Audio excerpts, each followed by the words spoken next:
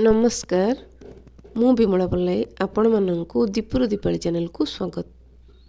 पवित्र सरस्वती पूजार हार्दिक शुभेच्छा और शुभकामना। विद्यार अधिष्ठात्री देवी माँ सरस्वती को प्रणाम जनाई एक क्षुद्र कविता शुणा जाऊँगी। कविताटीर शीर्षक माँ सरस्वती।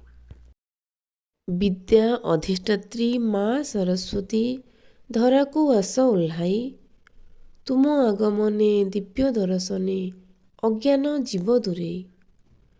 तुमरी आशीषे मूर्ख हुए ज्ञानी, हटे अज्ञान अंधार।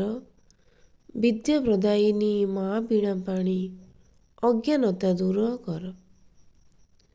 बसंत पंचमी तुम जन्मदिन, श्रीपंचमी रूपे ख्यात। शारदा बरदा ज्ञान देवी रूपे, जानिछि सारा जगत। श्वेत पद्मासनी हंसवाहिनी माँ, बीणा पुस्तक हस्ते रंजित। कंठे रत्नहार कर्णरे कुंडल, श्वेत वस्त्र सुशोभित। ज्ञानहीन जन अटे पथ शून्य, जीवनर दिग ज्ञान।